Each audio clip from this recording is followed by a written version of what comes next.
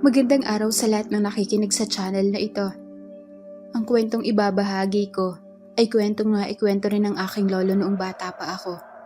Ito ay tungkol sa dalagang si Filomena na umiikot lamang ang buhay sa presensya ng mambabarang, mangkukulam, albularyo at mga aswang.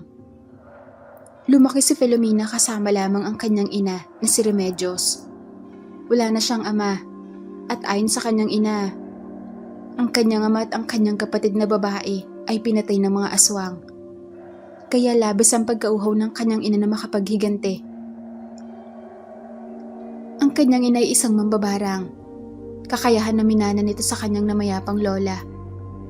Kapag may mga taong nagmalupit sa kanila, humahantong ang mga ito sa kamatayan dahil sa pangbabarang ng kanyang ina.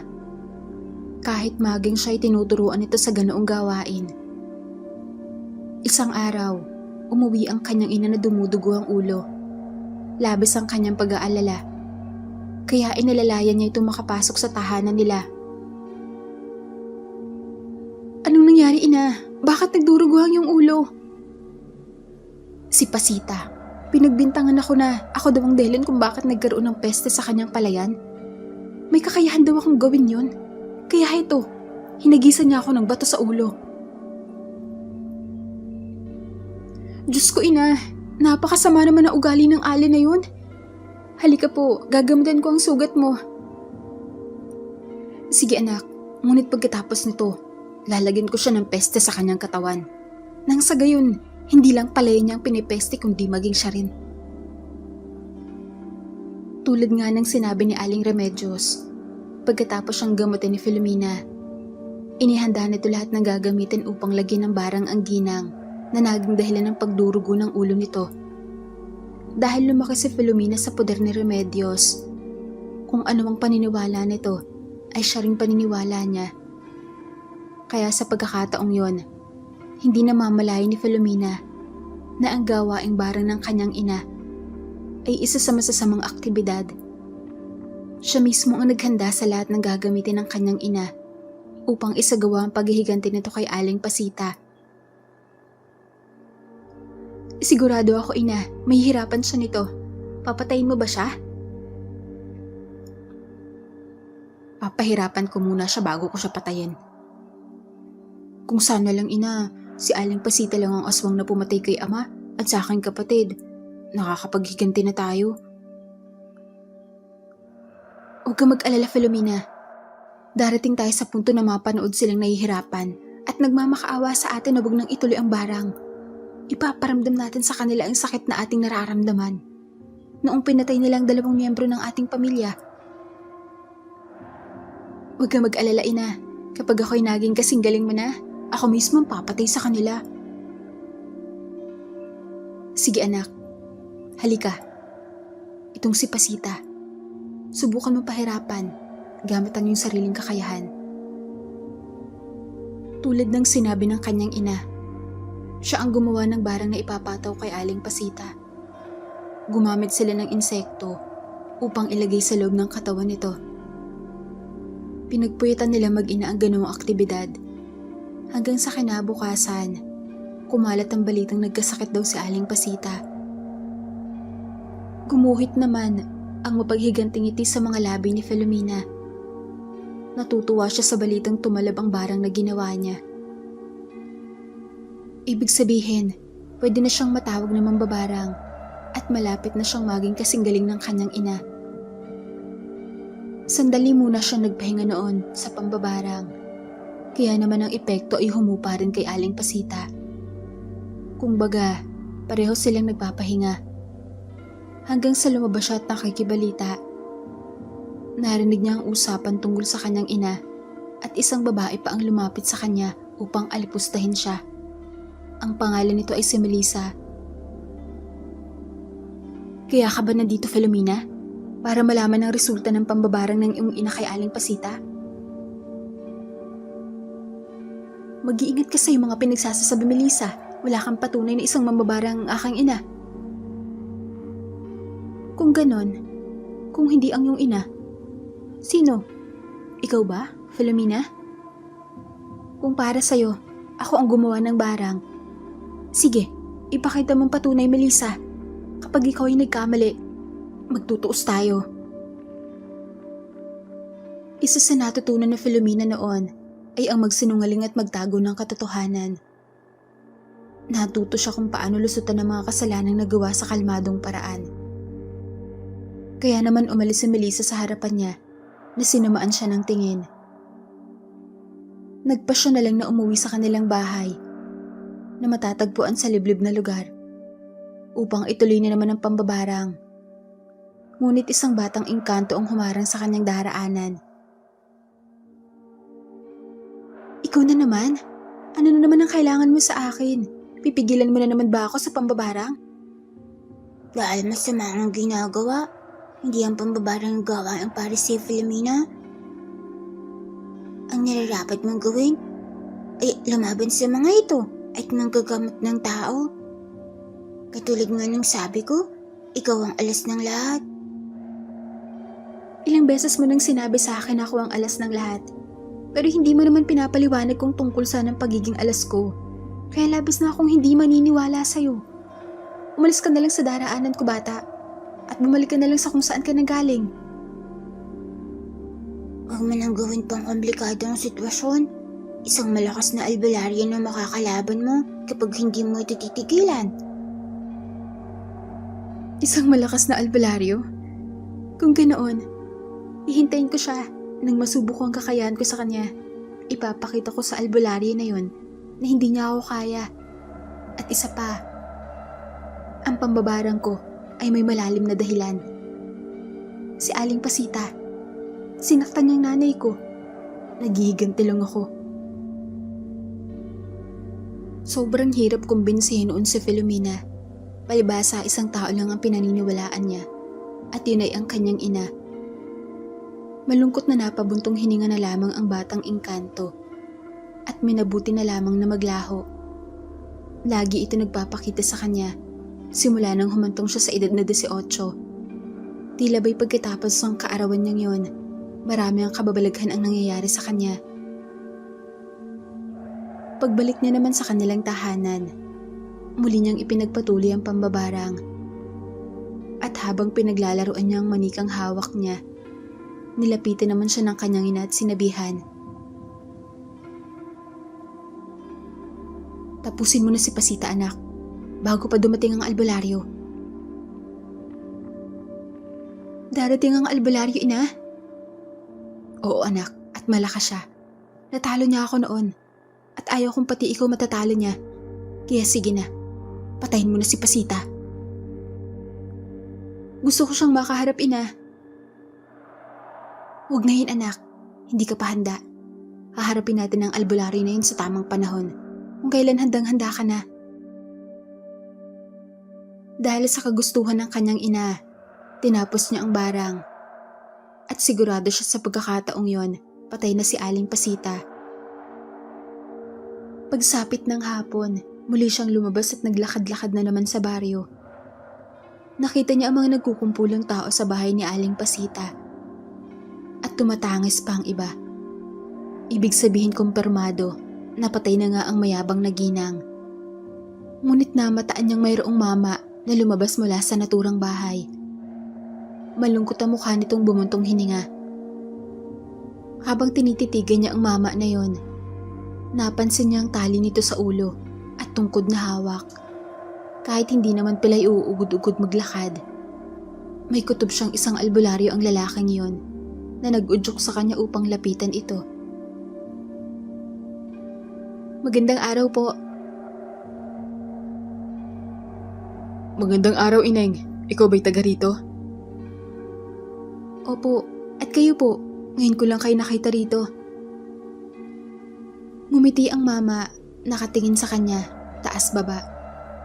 Napahawak ito sa dibdib na tila may napapansin. At kahit anong pilit niya upang intindihan ang reaksyon at ginagawa nito, ay hindi pa rin niya mawari. Muli ay napatingin ito sa kanya at nilapitan siya ng dahan-dahan. "May kakaiba sa pagkatao mo. Nararamdaman ko ang malakas na puwersa na mayroon ka. Pero pilit kang nililigaw ng landas dahil sa iyong paniniwala." "Ano ho? Alam ko, may mga nakikita kang hindi nakikita ng normal na tao. May kakayahan kang hindi kayang gawin ng iba. Napaatras siya dahil mukhang alam ng albularyo na isa siyang mambabarang. Lihim na napakayom ang kanyang kamao at sinaman ito ng tingin. Umalis siya sa harapan nito at tumakbo ng mabilis. Habang pauwi sa kanila, hinarangan ulit siya ng batang engkanto na madalas nangungulit sa kanya. Hindi mo siya kailangan maging kalaban. Sino? Ang mama ba na yon? Alam ko isa siyang albularyo at ako'y mambabarang. Kalaban ko siya. Magkalaban kami. Nagkakamali ka? Hindi mo siya kalaban? Makinig ka sa akin, Filomena. Hindi ka ipinanganak para maging mambabarang. Pinanganak ka bilang tagapagtanggol. Ikaw ang nagkakamali. Mambabarang ang nanay ko, kaya mambabarang din ako. At hindi ako tagapagtanggol ng mga taong mapang-api. May nagbulog ka ng sarili mong paniniwala? Sana pagdating ng araw, kapag alam mo na ang buong katotohanan, hindi mo sana pagsisiyan ng iyong mga ginawa. Walang ano-ano ay naglaho sa kanyang harapan ng batang babae. Napaisip siya sandali. Parang may ibig ipahiwatig ang batang yun sa kanya at hindi niya mawari kung ano. Ngunit kalaunan, ipinagsawalang bahala na lamang niya ang mga sinabi nito at dumiretso na sa bahay nila. Sinabi niya sa kanyang ina na may nakaharap siyang albularyo at kinausap siya nito. Nagulat ang kanyang ina at inapura siya nitong magbalot ng mga gamit nila. Kailangan natin makaalis sa lalong madaling panahon, Filomena. Masyadong malakas ang albularyo na yun at alam kong tutugisin ka niya. Hindi ka pa ganoon kalakas para harapin siya. Ina, saan naman po tayo pupunta? Sa malayo, sa lugar na hindi kayang tuntunin ng albularyo na yun. Sumunod lang si Filomena sa kagustuhan ng kanyang ina. Ito lang ang lagi niyang ginagawa. Ang naging desisyon ng ina ay desisyon na rin niya. Simula nang maranasan niyang saktan siya nito, natakot na siyang sumuway, kaya lahat ng sinasabi nito, sumusunod siyang walang pagdadalawang isip. Sa ilalim ng gabi, binigtas nila ang masukal na gubat. Iba't ibang mga nilalang ang kanya nakikita sa dilim, dahil isa iyon sa kanya mga kakayahan. Nakakarinig din kasi siya ng mga ingay mula sa malayo, at may matalas din siyang pang-amoy. Sa kabila ng mga kakayahan niyang yun, nakaramdam naman siya ng takot. Tumambad kasi sa paningin niyang iba't ibang uri ng mga nilalang sa paligid. May mga kapre, duwende, sigbin, na para sa kanya, ang mga ito ay higit na mas nakakatakot na mga nilalang sa buong mundo. Kumapit lamang siya sa kanyang ina, samantalang ang kanyang ina naman ay tuloy lang sa pagdadasal ng orasyon habang naglalakad. Nakarating sila sa bandang ilog na malaki. Doon ay nanguha sila ng puno ng saging sa gilid ng ilog at pinagdikit-dikit nila ito. Nakagawa sila ng balsa gamit lamang ng mga bagay na iyon at yun ang kanilang sinakyan at hinayaang dalhin sila ng agos ng tubig. Ngunit sa kasagsagan ng kanilang pagsakay sa balsa, biglang nagsisulputan ng mga taong baryo sa ilog na yon. Dahil malalim, ay hindi sila kaagad malapitan ng mga ito. Labis na takot ang kanyang nararamdaman. Lalo na't nakita nila ang hawak ng mga tao. Karamihan sa kanila ay may dalang bolo at itak.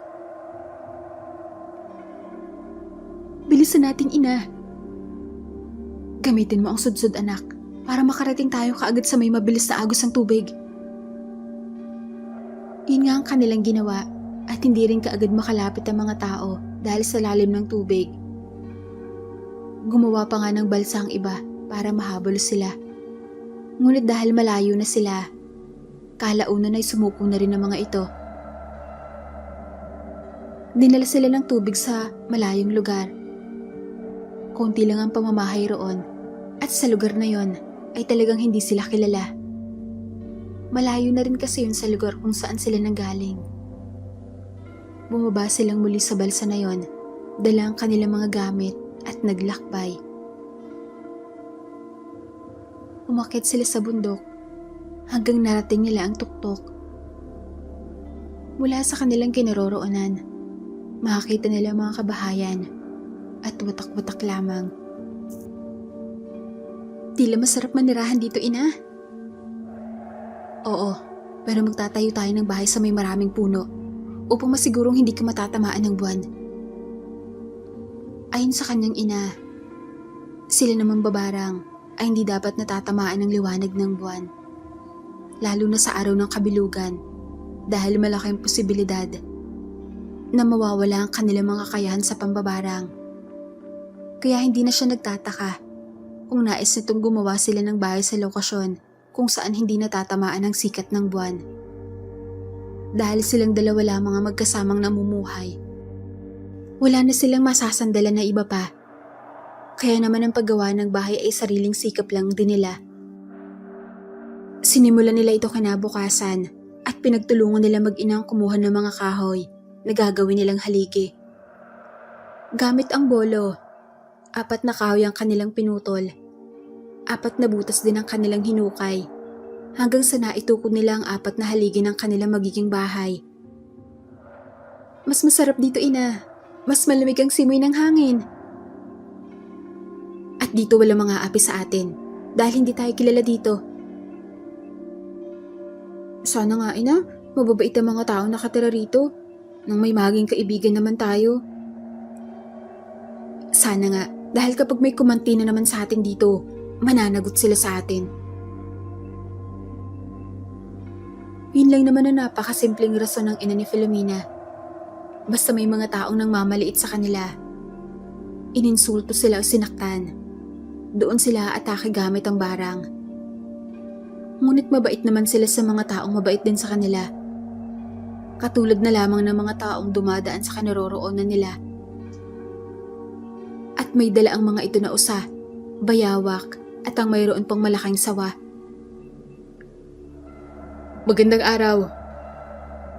Aba ay, magandang araw din naman sa inyo. Mukhang kayo ay bago lang dito ah. Ah, oo. Itong gubat ba, may nagmamay-ari? Pagpasensyahan niyo na. Kung dito namin naisip magtayo ng bahay ng anak ko. Kung dito ay pinagbabawal tumira, pwede naman kaming lumipat sa ibang lugar. Ang lugar na to ay walang kahit sino ang nagmamay-ari. Ang problema lamang sa lugar na ito ay masyadong delikado. Madalas may mga aswang na namamalagi rito tuwing gabi dahil ang nasa itaas ng bundok na ito ay talagang sentro sa liwanag ng buwan, lalo na kapag gabi ng kabilugan. Ina, aswang raw? Hindi ba't mapanganib po sila? Aba ay, kung gusto ninyo, maaari kayong lumipat sa lugar namin. Nasa kabilang bundok lamang yon. At doon, marami kayong makakasama. Dito kasi, baka mapahama kayo. Ayos lang ba sa inyo na doon kami titira? Walang problema sa akin. Ako nga pala si Lando. At ito mga kasama ko, doon din nakatira sa lugar na tinutukoy ko. Kung ganon, sasama kami sa inyo. Dahil talaga nangangailangan kami ng matutuluyan. Dahil sa kabutihan ni Mang Lando, sumama silang mag-ina sa mga ito. Nilakbay nila ang bundok mula sa kinaroroonan nila papunta sa kabila. Ang mga tao palang iyon ay mga mangangaso. Pagkarating nila sa nasabing lugar ni Mang Lando, pinatuloy din sila sa pamamahay nito.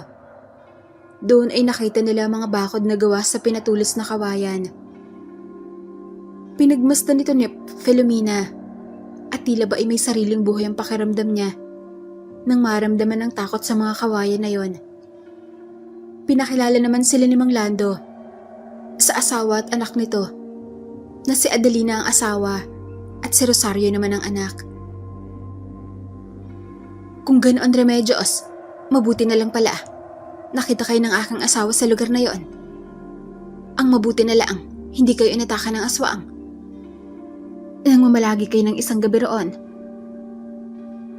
Ibig niyo bang sabihin ay maraming aswang sa lugar na to, Adelina? Maraming aswang sa mga kabundukan, Remedios. Ngunit takot silang tumungo rito sa lugar namin. Lahat ng tao dito, handa para protektahan ang isa't isa. Ang ganda po pala ng samahan niyo rito, Aling Adelina. Hindi tulad sa lugar na aming pinanggalingan. Halos lahat sila, mapagmataas. Kayo ba ay galing sa baryo? Filomena at Remedios? Opo, Aling Adelina. Doon nga po kami nanggaling. Dati rin kami nagmula doon, Filomena. Kaya lang kami nandito. Dahil pinalayas kami ng kapitan doon. Dahil pamilya raw kami ng mga mangkukulam. Ganyan na ganyan din ang ginawa sa amin, Adelina. Pinalayas kami dahil kami raw ay mga mambabarang. Ngunit aaminin ko, Remedios, ang pagiging mangkukulam namin ay may katotohanan. Kaya lang kami napagbintangan dahil sa isang albularyo na binanggit ang aming pangalan sa mga tao. Abay, kung ganoon, pareho pala tayo ng kalaban, Adelina. Ang pakailamerong albularyo na yon. Lagi niyang kinakampi ng mga taong hindi naman dapat protektahan. Masasama ang ugali ng mga taong yon, mapagmataas. Minsan pa nga, mas kriminal pa sila sa mga kagaya natin. Ang mga taong akala nila ay mahina, inaalipusta nila. Higit naman tayo may kaluluwa kung tutuusin. Dahil mga mabubuti tayo sa mga taong mabuti sa atin. Dahil sa nagkapalitan ng tunay na pagkakakilanlan ng bawat panig, nalaman din nila ang katotohanan na ang lugar na kanilang kinaroroonan ay grupo ng mga mangkukulam. Samantalang sila ay mas malakas dahil sila ay talagang mambabarang. Tulad ng inaasahan nila, mabubuti nga ang pakikitungo ng mga tao roon sa kanila. Nagbibigayan pa nga ng ulam ang mga ito. Ang isang piraso ng usa na kanilang nakuha ay talagang pinaghahati-hati sa 5 bahay. Sa 5 bahay na binigyan ng mga ito, iba't ibang ulam din ang pinalit sa kanila. Ang ganda pala ng samahan nila dito, Ina. Malayong malayo sa pinanggalingan nating lugar.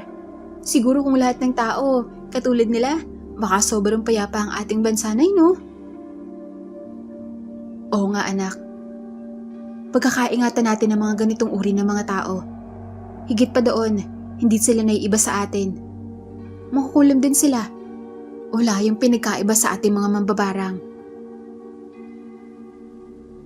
Pwede ba natin silang mahingian ng tulong sa paghihiganti, Ina?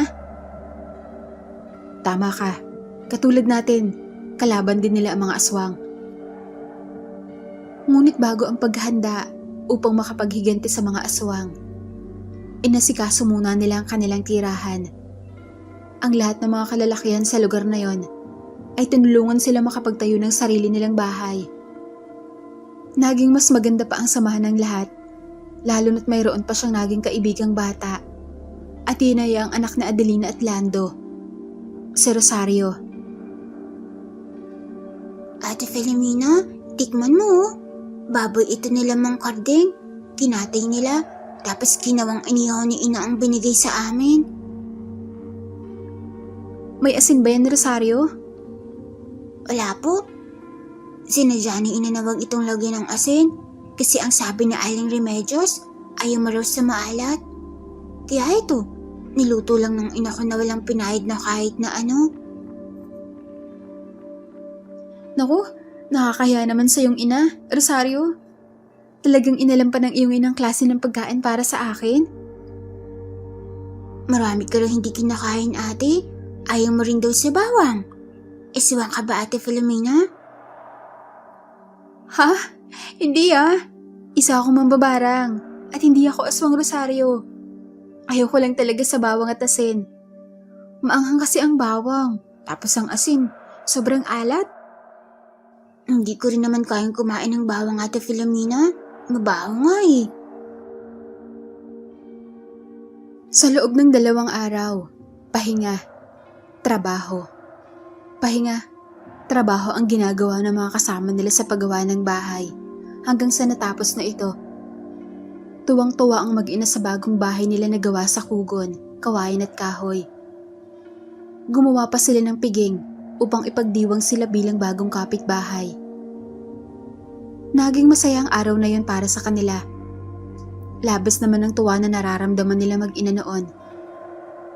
Isang umaga naman, nag-aya sila Aling Adelina na maglalabas sa ilog. Ngunit nasa ibaba pa ito banda, habang ang bahay nila ay nasa itaas na bahagi ng bundok. Dahil kulang sila sa gamit, pinahiram naman sila ng palanggana at tabla ng isa pa nilang kapitbahay. Naiwan ang kanyang ina sa bahay at ang kasama lamang niyang bumaba ay si Aling Adelina at si Rosario na anak nito. Nang makarating naman sila sa malaking ilog upang maglaba, may mga tao namang dumaan doon. Isang ginang, isang lalaki na tila mas matanda lang ng ilang taon sa kanya at isang mama. Tila isang buong pamilya sila. Ang hindi lang maintindihan noon ni Filomena, dahil lang makita niyang pamilyang yon, nakaramdam siya ng parang gusto niyang lumapit. Nagtama ang paningin nila ng lalaki at tila anak ng mga ito. Ang titig nito sa kanya ay kakaiba, na naging dahilan ng pagkagising ng kama sa dibdib niya. Sino po sila, Aling Adelina? Hindi ko sila kilala, Filomena. Tila dayo din. Sandali, babatiin ko lamang sila. Magandang araw po. Magandang araw din. Ngayon lang namin kayo nakita rito. Kayo ba ibagong salta o nakatira sa kabilang bundok? Ako nga pala si Adelina.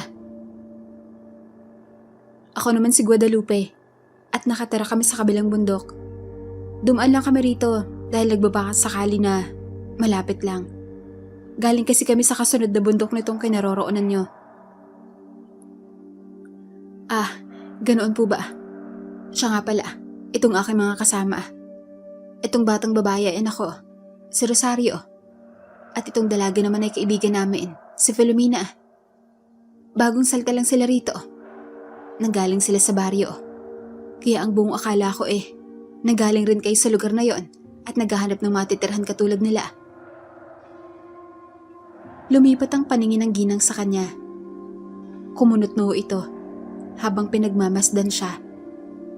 Nakipagtitigin naman siya rito. Napilit inaalam ang nilalaman ng isipan nito. Pamilyar sa akin ang enerhiya mo, iha. Maaari ko bang malaman kung ano ang pangalan ng iyong ina? Dahil sa tanong ng ginang, agad siyang tinubuan ng pagdududa sa kanyang katawan. Bumaling muna ang tingin niya kay Aling Adelina, na napatingin din siya sa kanya, na tila ba ay naguguluhan.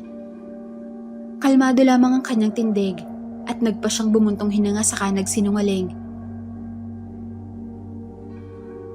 Consuelo, iyan ho ang pangalan ng aking ina. At nanggaling nga sa pinakamalapit na baryo. Bakit niyo ho na itatanong? Wala naman. Nagtataka lamang ako sa pamilyar na enerhiya mula sa'yo. Anong enerhiya po, Aling Guadalupe? Kakaibang enerhiya. Malakas. Sobrang lakas. Hindi ko po kayo maintindihan. Pareho lang tayo.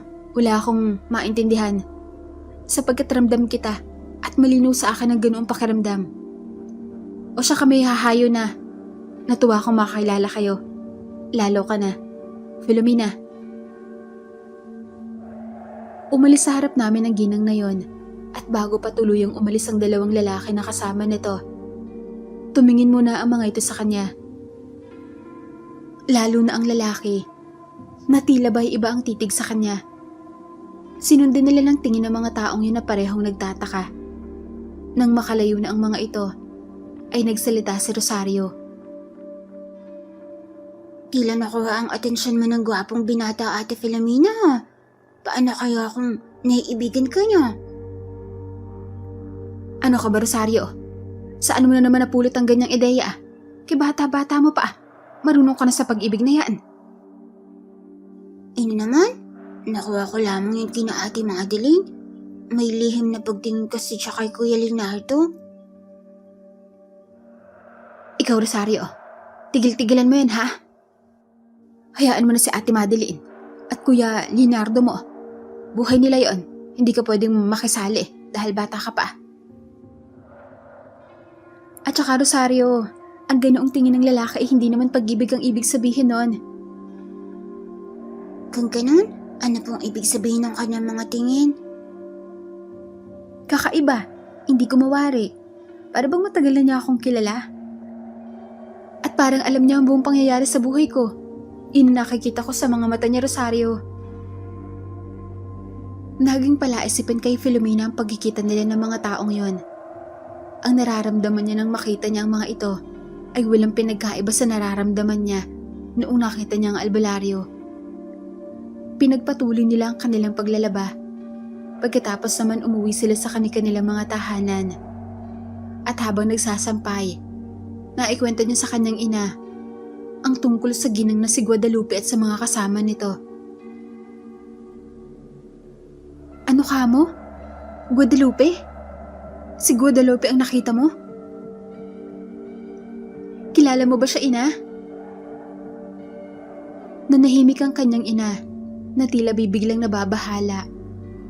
Pinagmasdan naman niya ang ekspresyon ng mukha nito. At habang tinititigan niya ito, hindi niya maiwasang mag-alala. Ina, kilala mo ba siya? Sa susunod na makita mo siya, umiwas ka sa kanya. Nararamdaman niya ang pagiging mambabarang mo. Malakas siya, anak. Dahil isa siyang gabunan. Gabunan? Ibig mong sabihin, ina? Isa siyang aswang? Oo, anak. Siya ang pumatay sa ama at kapatid mo. Hindi ko siya kayang labanan noon dahil mahina pa lang ako. Masyadong malakas ang lahing gabunan ng aswang. Kaya higit na makapangyarihan ng mambabarang. Kaya nila itong labanan.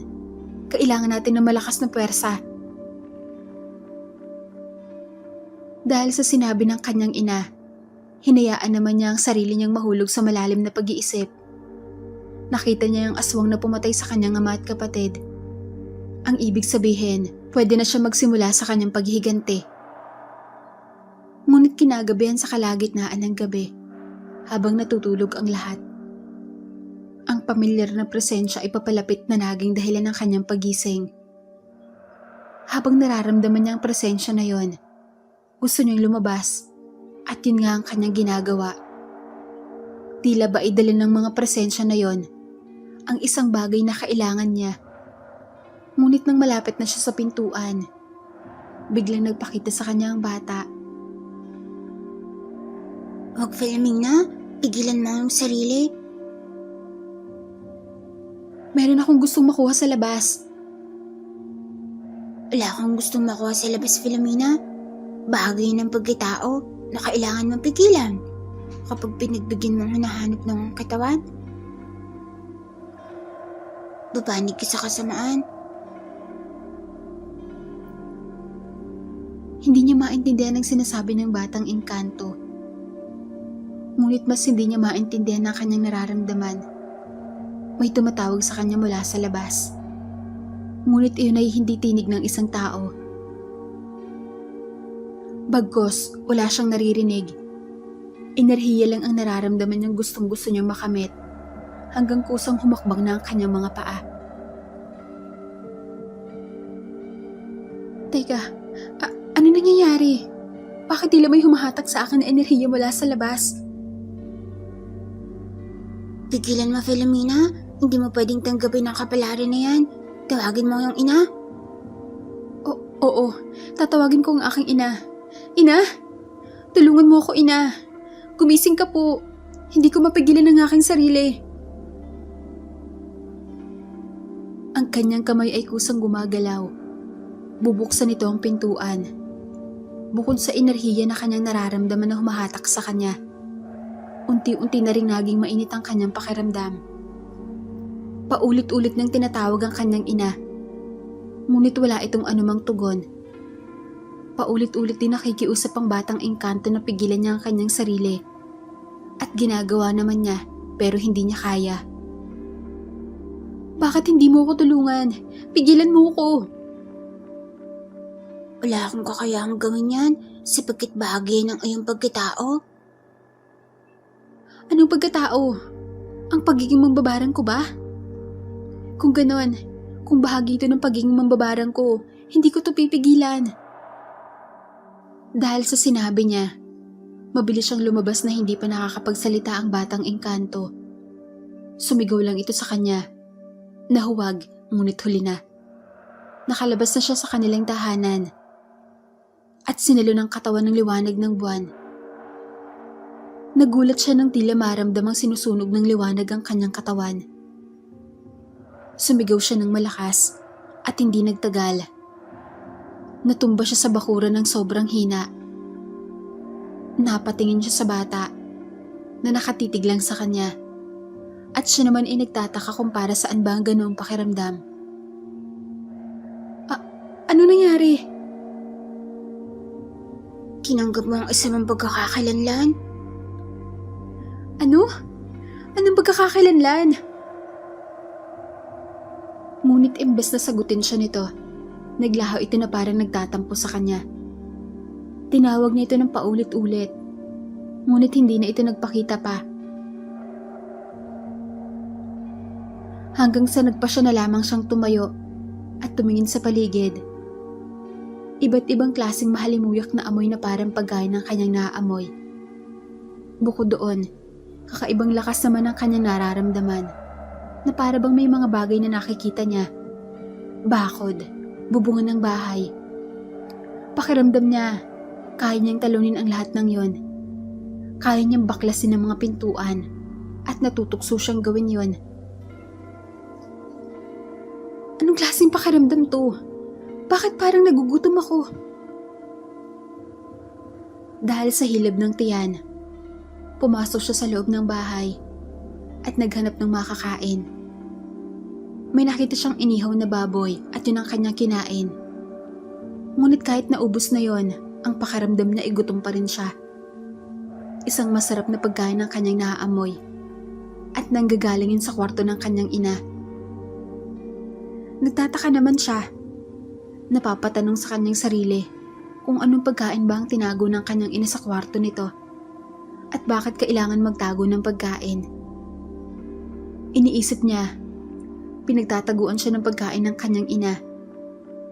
Kung hindi lang naging matalas ang kanyang pang-amoy, hindi niya nalaman na may ganoong ugali pala ang ina niya. Nainis siyang binuksan ng pintuan. Tulog pa ang ina niya. Ngunit ang naamoy niyang masarap na pagkain ay nanggagaling mismo sa higaan nito. Lumapit pa siya dahan-dahan. At nang makalapit siya, sobrang natatakam siya. At ang pagkain na tinutukoy ng kanyang sikmura ay walang iba kundi ang kanyang ina. Dahil sa napagtanto niya, napaupo siya sa sahig at saktong nagising ang kanyang ina. Filomena? Ina? Bakit amoy pagkain ka? Ano? Bakit mo yun sinasabi? Para kang pagkain, ina. Parang gusto kitang kainin. Hindi ko maintindihan. Napabalikwas ng bangon ng ginang sa kanyang mga sinabi. Dinig na dinig niya ang malakas na kabog sa dibdib nito. Dulot ng sitwasyon, umatras siya. Lumapit siya sa kanyang ina. At nakatitig lamang itong natatakot sa kanya. Ano nangyayari sa akin, ina? Anak, huwag kang manakit ng kahit sino dito. Sasaktan nila tayo kapag ginawa mo yun. Sabihin mo muna sa akin, ina. Ano nangyayari sa akin? Patawarin mo ako, anak. Katulad ka kasi ng iyong ama. Namana mo ang pagiging aswang niya. Tila ba binuhusan ng malamig na tubig sa Filomena sa narinig. Nagulat siya at kahit malinaw ang kanyang narinig, ay talagang literal lang sinabi ng kanyang ina, ay hindi pa rin niya maintindihan. Nahihirapan siyang intindihin ang katotohanan. Paano nangyari? Isang aswang din ang iyong ama. Isa rin siyang gabunan, ngunit higit na mas malakas si Guadalupe. Kaya nang sila ay naglaban, hindi siya kinaya ng iyong ama. Matapos ang patay ng iyong ama, pinatay niya ang iyong ate at ikaw lang ang nagawa kong itago, Filomena. Mahigpit na napakuyom ng kamao si Filomena. Labis ang galit na kanyang nararamdaman. Sa kabila ng gutom na nararamdaman niya, nang tumayo ang kanyang ina upang lapitan siya, umatras siya. Diyan ka lang, ina. Baka kasi masaktan kita. Sige anak, gamutin mo ang iyong gutom. Hayop ang kainin mo, anak, pagkatapos mong kumain. Bumalik ka dito, ngunit mag-ingat ka. Opo, ina, at gusto kong mamaya pagbalik ko, sabihin mo sa akin lahat ng dapat kong malaman. Pangako, anak. Sige na, habang tulog pa ang lahat. Lumabas ng bahay si Filomena. Napakatahimik ng gabi. Ngunit sa kanilang bakuran pa lang, parang may gusto siyang ilabas sa katawan niya. Hinayaan niya ito dahil nahirapan naman talaga siyang pigilan. Nagkubli na lamang siya sa likuran ng kanilang bahay at doon pinagbigyan ng kanyang sarili. Inilabas niya ang isa pa niyang pagkakakilanlan. Ramdam niya ang init sa kanyang pagbabago. Imbes na masaktan, ginhawa pa ang nararamdaman niya habang nagpapalit ng anyo. Maririnig ang tumutunog niyang mga buto at nakikita niya sa kanyang anino ang lumalaki niyang anyo. Makakita doon niya ang pagbabago ng kulay ng kanyang buhok. Nagiging puti ito at ang katawan niya ay natutubuan din ng balahibong itim. Naging isa siyang malaki at mabangis na nilalang at ang lakas na kanyang nararamdaman ay mas naging doble pa. Pagkatapos ang kanyang pagbabalat kayo, lumabas siya upang maghanap ng pagkain. Binilisan niya ang kanyang pag-alis dahil sobrang natutukso siya sa kanyang naaamoy sa paligid. Tumakbo siya ng mabilis, sobrang bilis, hanggang sa makarating siya sa malayo. Nakita na lamang niya ang kanyang sarili na tumungo sa pinakamataas na bundok. Ang bundok kung saan sa tuktok nito nakasentro ang liwanag ng buwan. Nang tumungo siya roon, umangal siya ng malakas. At sa kanyang pag-angil, may mga nagsidatingan. Sa bangis ng kanyang pagkaaswang, hindi siya nakaramdam ng takot. Kahit ang mga aswang na nasa paligid niya ay nagbabanta. Tila ba'y anumang oras ay atakayin siya ng mga ito. Hanggang pinapalibutan siya ng mga katulad niya. Isang babae naman ang dumaan sa pagitan ng mga ito at lumapit sa kanya. Akala ko, hindi mo tatanggapin ang pagiging aswang mo. Mayroon pala kami regalo sa iyo, Filomena. Nagtataka siya sa sinabi nito. Ngunit hindi nagtagal. Natanaw niya ang isang aswang na paakyat ng tuktok. Nakinaroroonan niya at isang babae ang dala nito. Nagulat siya nang makilala niya ang babae. Si Melissa. Interesado siya sa babae. Naaamoy niya ang masarap nitong amoy. Ngunit biglang nagpakita sa kanya ang batang engkanto. Masilang sinden, pigilin mo ang sarili mo, Filomena. Hayop lang ang kainin mo at wag tao. Hindi niya pwedeng kausapin ang bata sa harapan ng mga aswang. Alam niyang siya lamang ang nakakakita rito. Binali niya ang atensyon niya kay Guadalupe at walang ano-ano inilapitan niya ito at mabilis na dinakma sa leeg. Nagulat ito sa kanyang ginawa at naalarma din ng mga kasama nitong aswang. Mabilis na nagtaas ng kamay si Guadalupe upang pigilan ang mga kalahi niya. Wag, intindihin natin siya. Lumaki lang siya sa hindi tamang kamay. Hinagis niya ito at gumulong-gulong ang ginang sa damuhan. Napahawak ito sa lalamunan at napaubo. Siya naman ay kinuha ang babaeng umiiyak at tumakbo ng mabilis palayo sa lugar na yon. Hinabol siya ng ibang aswang, ngunit napansin niyang mas mabilis siyang tumakbo. Doon niya napagtanto na mas malakas pala siya sa kanila. Hindi siya kakain ng tao, ayon sa ipinangako niya sa kanyang ina. Iyak ng iyak ang babae na tinangay niya. Binigtas niya ang daan papuntang baryo. Nakahabol ang mga aswang sa kanya, kaya mas binilisan pa niya ang pagtakbo. Ngunit ang masarap na amoy ng babae ay talagang nakakatukso. Mabuti na lang, bago pa makarating ng baryo, may nakita siyang bahay at naaamoy niya bilang tao ang nasa loob. Binitiwan niya ang babae sa pintuan ng bahay na yon at mabilis itong bumangon. Parating na ang mga aswang at ang babae naman ay nagmamakaawa na kumatok sa pintuan. Tao po! Tao po! Tulungan mo ako! Bumukas ang pintuan at naramdaman niya ang pamilyar na presensya at na magsalita ang may-ari ng bahay. Boses lalaki ito. Melissa, ano nangyari sa'yo? Kinuha ako ng mga aswang mga Renato. Dinala ako sa kung saan. Doon sila nagtitipon at inirigalo sa bago nilang kasapi. Ano? Abay halika. Pumasok ka rito. Mabuti at nakatakas ka. Hindi ako kinain ng bago nilang kasapi mang Renato. Hindi ligtas niya ako. Habang nakikinig sa usapan ng dalawa, nararamdaman niya ang sangdamakmak na presensya ng mga aswang. Labis siyang nangihina dahil sa gutom na nararamdaman niya. Lalo na't ramdam niya na habang siya ay nakatalikod. Tinititigan siya ng dalawa bago pumasok ang mga ito sa loob ng bahay. Upang hindi matukso sa amoy ng dugo ng dalawang tao sa loob ng bahay, tumakbo siya upang salubungin ang mga aswang. Malakas pa rin siya kahit gutom. Lumaban siya. At ang lakas na talagang kakaiba. Ginagamit rin niya ang orasyon na madalas binabanggit nilang mag-ina kapag naglalakad sa masukol na gubat. Umepekto rin ang ginawa nila yun sa mga ito. Kaya maraming aswang na napapalugmok niya. Naalala pa niya ang boses ng batang engkanto na piliin niya ang maging tagapagligtas ng tao. Habang iniisip niya yon, mas lumalakas siya. Nawawala ang gutom niya. Ngunit hindi sa lahat ng pagkakataon malakas siya.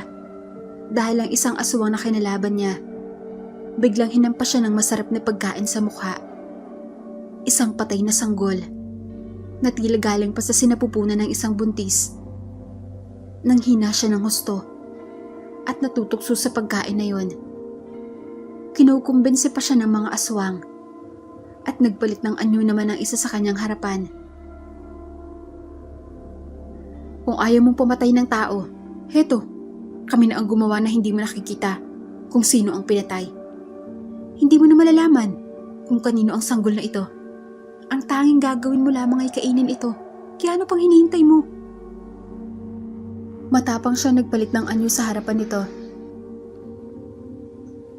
At agad na sinambit ang mga salitang pambabarang.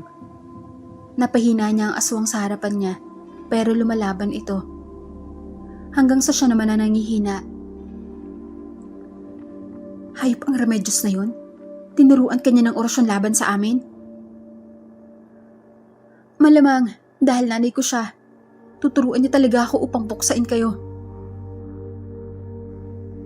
Hindi mo siya ina. Sa palagay niyo ba, maniniwala ako sa'yo? Kung ina mo siya, bakit ka katulad namin? Kainin mo itong sanggol habang sariwa pa. Hindi ako kakain ng tao. At kaya ako naging katulad nyo ay dahil kauri nyo ang tatay ko. Hindi aswang ang tatay mo, Filomena. Huwag kang maniwala sa babaeng yun. Ako ang ina mo at hindi siya. Ano kung sabi mo? Hindi si Remedios ang nanay mo. At hindi aswang ang tatay mo. Maniwala ka sa akin, anak. Huwag mo nang bilugin ang ulo ko. Mabilis ang paglabas na ng kanyang kuko at hinampas si Guadalupe gamit ito. Maraming umangil na mga aswang at nagsalita pa ang matanda na nakakapagpalit din ng anyo. Filomena, totoo ang sinasabi niya. Ina mo si Guadalupe. Ako ang lola mo. Ikaw ang prinsesa namin at ang ama mo. Mga sinungaling. Wala akong paniniwalaan sa inyo. Pinatay niyo ang tatay at kapatid ko. Magbabayad kayo sa ginawa niyo sa kanila. Muling nagbago ng anyo si Filomena at muling nakipaglaban sa mga aswang. Iba't ibang kalmot din ang natamo niya sa mga ito. Ngunit higit na mas malalim ang baon na nalilikha niya sa mga ito. Sa kasagsagan ng kanilang labanan, biglang nangamoy ng tila pinakamabahong naaamoy niya sa buong mundo. Sumakit ang ulo niya. At bukod pa doon, may mga apoy sa buong paligid. Sobrang nangihina na siya sa amoy na yon at nagsisialisan ng ibang aswang. Hinila ng isang aswang si Guadalupe. Ngunit siya ay hinawakan ni Guadalupe upang ilayo sa lugar na yon. Ngunit umalingaw-ngaw ang boses ng lalaki. Bitawan mo siya, Guadalupe. Hindi, anak ko siya. Hindi ko siya pwedeng iwan sa'yo, Renato. Gagawin mo siyang kalaban namin. Kukunin ko siya dahil anak ko siya at hindi ko siya gagamitin sa pansarili kong intensyon. Magkaiba tayo ng pananaw pagdating sa anak Guadalupe. Ikaw ang gagamit sa kanya laban sa aming mga albularyo. Nalugmok na ang katawan niya sa sobrang panghihina, ngunit ang kalooban niya ay nawiwindang sa mga naririnig. Hinila pa siya ni Guadalupe para isama sa pag-alis. Ngunit sinabuyan ito ng mga Renato ng asin. Umusok ang katawan nito, dulot ng asin, at napilitan itong umalis. Babalikan kita, anak. Maniwala ka sa sinabi ko. Anak kita. At oo, ang albularyo na ng tatay mo. Halika na, Guadalupe. Babalikan na lang natin siya. Ligtas naman siya dyan sa ama niya. Tuluyan ang bumalik ang katawan niya sa pagiging tao at tanging hagulgol na lamang ang pinakawalan niya. Noong gabing yon, natuklasan niya na isa pala siyang aswang. Ang akala niya, ang sinabi ng kanyang inang si Remedios na revelasyon ayun ang katotohanan. Ngunit biglang nagbigay din ng revelasyon ng aswang na si Guadalupe. Inaraw niya ito at kinumpirma pa ni Mang Renato ang albularyo na itinuring niyang kalaban sa kanyang pambabarang. Nang umalis na ang mga aswang, pinatay ni Mang Renato ang mga apoy at humupa ang mabahong amoy. Filomena, halika. Gagamutin ko ang mga sugat mo. Huwag po kayong lumapit sa akin. Nagugutom ako. Naiintindihan ko. Bibigyan kita ng makakain mo. Hindi ko gusto ang pagkain na kinakain mo. Karne ng hayop, Filomena. Bibigyan kita ng sariwa. Huwag ka mag-alala. Hinang-hina na siya. Kaya nang buhatin siya nito, hindi na siya nagprotesta pa. Dinala siya nito sa loob ng bahay at nagdagdagan lang ang masarap na pagkain na naaamoy niya. Lalo lang siyang nagugutom. At si Melissa, ang babaeng iniligtas niya, ay biglang tumakbo pupunta sa hagdanan. Sandali, kukunin ko lamang ang dugo ng bayawak na nakuha ko kanina. Melissa, isara mo na lang ang pinto dyan. Baka mamaya sa sobrang paggagutom niya, hindi niya mapigilan ang sarili niyang atakihin ka. Opo, Mang Renato. Babalik ako, Filomena. Hindi siya sumagot. Wala siyang panahon para magbigay kahit simpleng tugon lang. Nangibabaw lamang ang hikbi niya nang umalis ang albularyo sa tabi niya. Sa isiping hindi niya ina ang nanay niya, ay labis na masakit para sa kanya. Tahimik lang ang gabi sa lugar na yon. Nagtitiis pa rin siya sa gutom. Mabuti na lang kung kailan hirap na siyang kayanin ng pagkatakam, dumating naman si Mang Renato. Filomena, halika anak. Inumin mo itong dugo ng hayop. Inilalayan siya nito upang maipainom sa kanya ang dugo.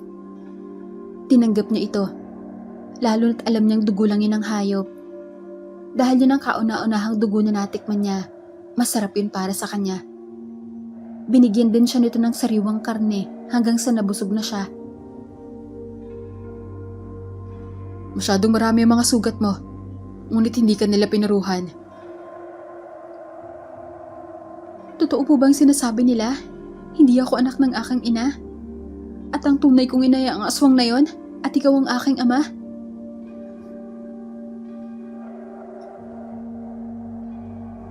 Gusto mo bang malaman ang buong kwento, Filomena? Totoong kwento sana, Mang Renato. Kasi ang totoo, hindi ko na alam kung ano bang dapat kong paniwalaan. Totoong ina mo si Guadalupe. Anak ka niya sa akin. Dating prinsesa ng mga gabunan ng iyong ina. Ngayon, isa na siyang sinusunod ng mga kalahi niya at ikaw ang prinsesa nilang matagal nang nawawala. Filomena, biktima ako ng malagim na plano ni Guadalupe. Pinaibig niya ako nung binata pa lang ako. Para makabuo ng anak sa akin dahil isa akong albularyo. Kung anak niya ako, paano ako napunta sa aking ina na si Remedios? Sumugod sa barino ng mga gabunan. At isa sa mag-ama ni Remedios ang napatay nila. Nakaligtas si Remedios noon at inaral ang abilidad ng kanyang ina sa pambabarang. Nang mga anak naman si Guadalupe noon, kinuha kita sa kanya dahil alam ko ang plano niya. Bilang kalahating albularyo at kalahating aswang, malakas ka kumpara sa lahat at ayaw kong gawin kanyang sandata upang buksain ang lahat ng hadlang sa kanila.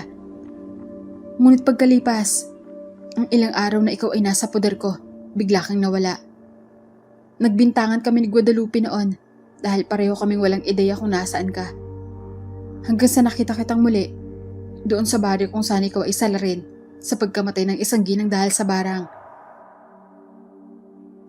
Sinaktan niya si ina, gumanti lang ho ako kasi mapagmataas siya. Ngunit mali yun, anak. Paano mo naman nasabing anak mo ako? Nararamdaman ko ang kakayahan mo. Nakakakita ka ng engkanto. Kapre, duwende, lahat ng mga hindi kaya makita ng normal na tao ay nakikita mo. Ramdam na ramdam ko na nagmula ka sa akin, Filomena. Katulad sa kung paano ka nararamdaman ni Guadalupe. At tama siya. Binibilog ni Remedios ang ulo mo. Pinaniwala ka niya na tama ang lahat ng mga ginagawa niya. Ngunit mali ang pumatay ng tao, anak. Humaba pa ang usapan nila habang ginagamot siya. At dahil sa malinaw na pagsasalaysay sa kanya ni Mang Renato ng katotohanan, natugma sa lahat ng mga napansin niya. Naniwala siya rito. Si Melissa naman ay nagpasalamat sa kanyang pagligtas rito mula sa angkan ng kanyang ina. Dahil sa kanya, nakauwi itong buhay sa pamilya nito. Pinili naman niyang mamalagi sa kanyang ama. At nakita naman niya mga ginagawa nito bilang albularyo. Nanggagamat ito ng mga tao.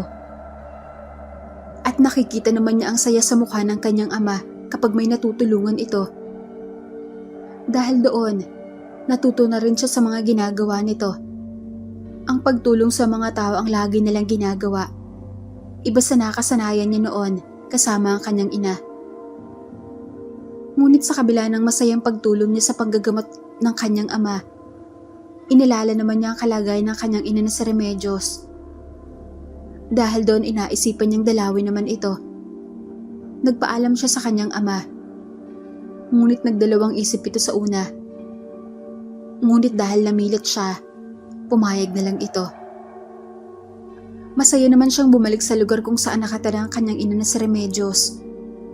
Ngunit nang makarating siya doon, hindi niya inaasahan ng malaking sorpresa.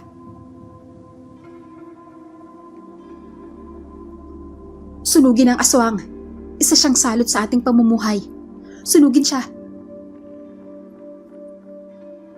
Itinali siya ng mga ito sa isang haligi na itinayo ng mga ito para sa kanya.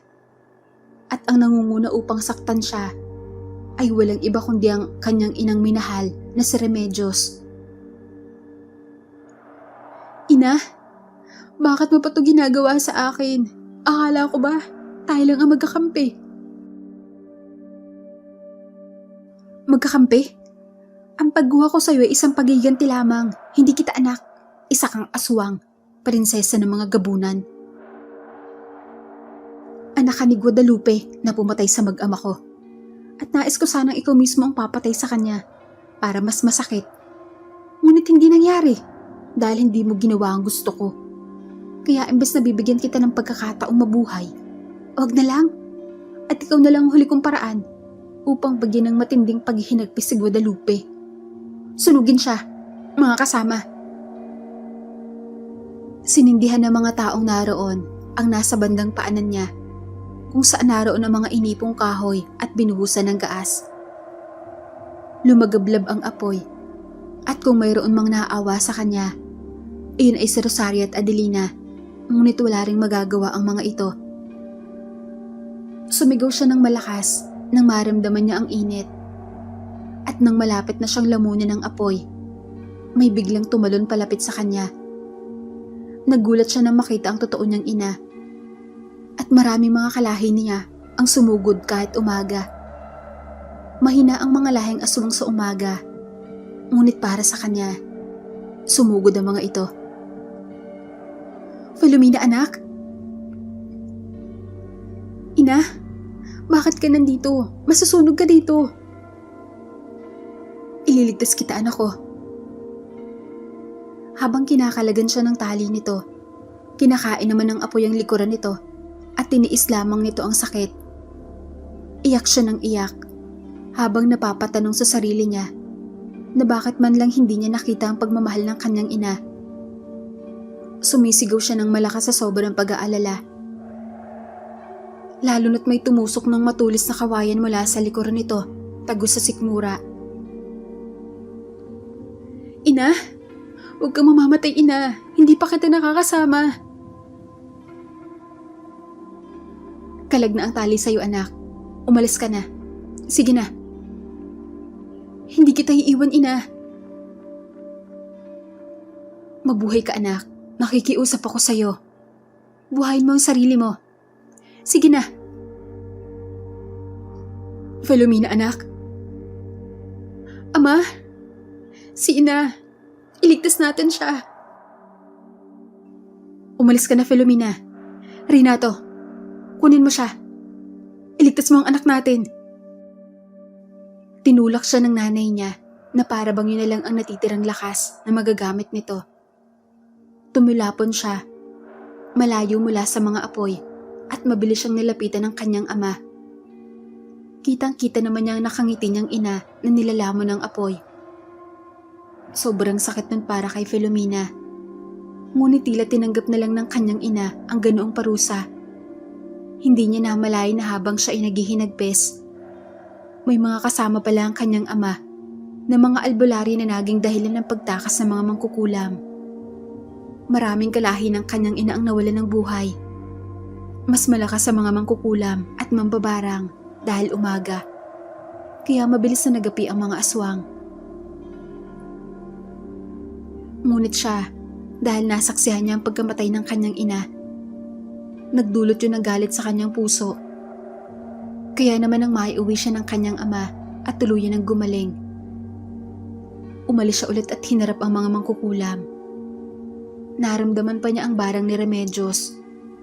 Ngunit dahil isa siyang gabunan, malakas at may duguring albularyo, nilabanan niya ang kanyang kinikilalang ina sa buong buhay niya.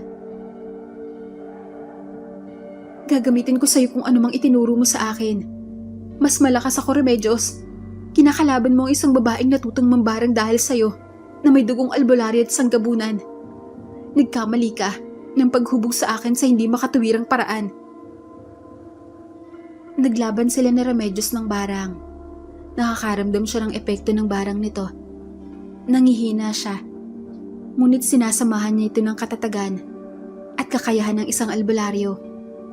Higit pa doon, pinili niya mag-anyong gabunan upang mas malabanan ng puwersa hanggang sa tinapusan niya ang buhay nito.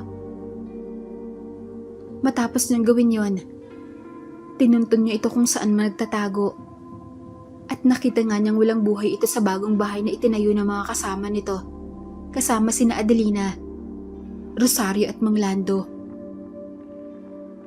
Patawarin mo sana kami, Filomena. Naniwala kasi kami na mapanganib ka. Ang ate Filomena, ang totoo niyan, labag talaga sa loob namin ng saktan ka, pero wala kami magagawa, kundi huwag makialam. Totoo ang sinasabi na nga kay mag-ina Filomena. Hindi namin gusto ang ginawa niya sa'yo. Pero wala kami magagawa dahil higit na mas malakas siya kaysa sa amin. Naiintindihan ko, magaling siyang mambilog ng ulo. Dahil mismo sa akin ginawa niya yon. Hindi ako galit sa inyo, huwag kayong mag-alala. Mumuhay na lang kayong payapa sa lugar na ito. At pangako, walang aswang naaatake sa inyo. Dahil ako na ang bago nilang susundin. Nagkasundo sila ng pamilya ni Adelina at maganang loob niyang bumalik sa kung saan nakatira ang tatay niya. Sinabi niya sa kanyang ama ang ginawa niya. Nilapitan niya rin ang puntod ng kanyang ina at kinausap itong patay na ang kanyang ina-inahan na si Remedios. Dahil sa tapos na ang laban niya, siya na ang sinunod ng mga gabunan. Binago niya ang pananaw ng mga ito. Hayop na lang kinakain nilang mga aswang. At siya naman inaging kagaya ng kanyang ama, isang albularya na labis namang ikinutuwa ng batang engkanto. Dito ko na nga po tinatapos ang kwento tungkol kay Filomena, isang babaeng natutong mambarang na may dugong albularyo at prinsesa ng mga gabunan. Maraming salamat po sa inyong pakikinig sa kwentong ito.